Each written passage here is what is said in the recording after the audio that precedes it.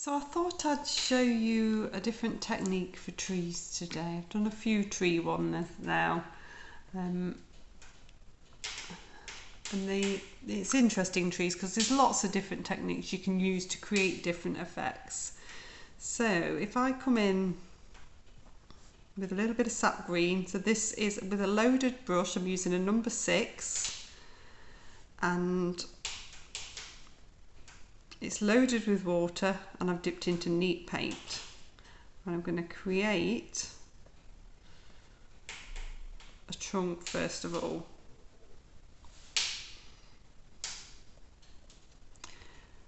Rinse that off. I'm going to dip into, again, neat paint with some water on my brush, and this is sepia, which is a dark brown. Any dark brown and any green will do. And I'm just going to come along. You can see how it's running. It's creating a cylindrical feel. If you vary the pressure of the brush as you come up, you'll get to a really nice point. At the base, you want a little bit more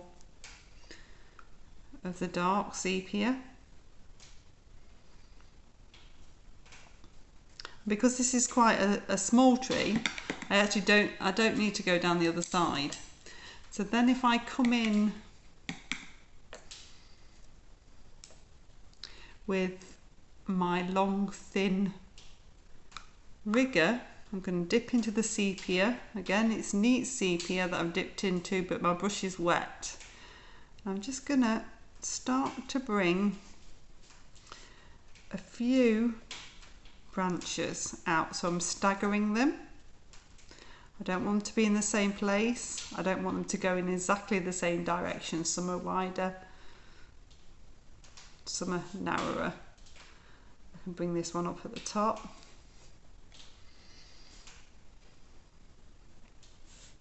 And I just want you to do a few. Bring something off in places. We're not going to do the full branches.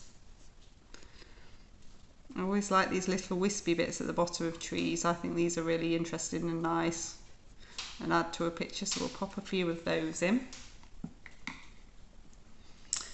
Then I'm going to pick up this is actually an oil painting brush that I saved for watercolour. It's a soft hog hair brush, but any hog hair brush will do. If it is all splayed out, even better. A child's paintbrush that's a hard paintbrush that's all splayed out will also work very well for this. And what you want is this and thick paint. So the first thing I'm going to do is wet the brush, but then I'm going to dab it off on kitchen towel. And I'm going to come into, so if I can just show you this paint here, dab into that paint. So this is the green. And then I'm going to start to come into the tree. So this is called stippling. I am twisting a little bit between my fingers so that I'm varying the stroke that I'm applying. If I come on and do that, I get the same effect. I don't want the same effect. Everything in nature is non-uniform. So you're going to roll that brush and change the angle every time you stipple.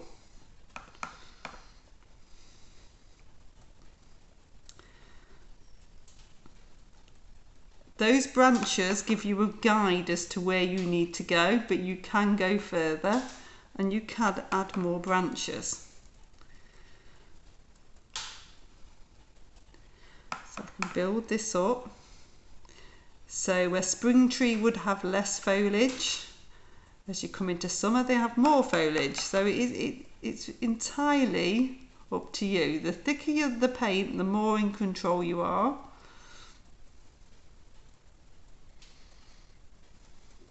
And you can continue to build it up. If it feels a bit wet, then dry it off and carry on.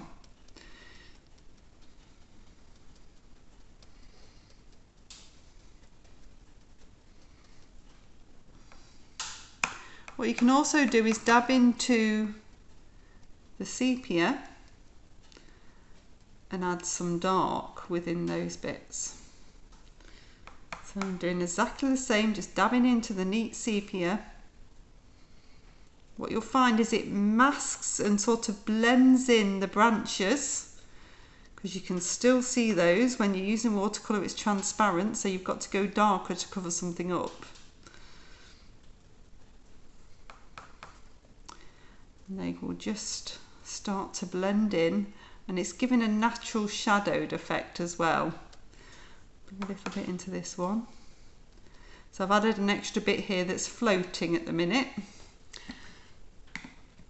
So then when you get to this point, you can go back to your long thin branch brush, which is my rigger, and come back into the sepia, and you can pop in branches where you've missed them, and you can pop in littler branches where you think something might be floating, so you can go in between.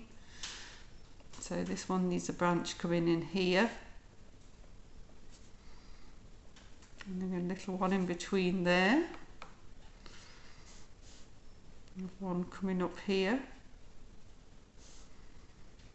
one coming down there.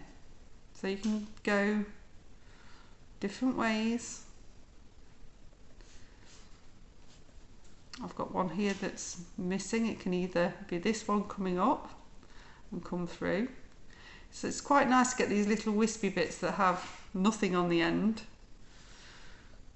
You do usually get a few of these on trees. And so we're coming in between and popping in little branches where I think they need to go.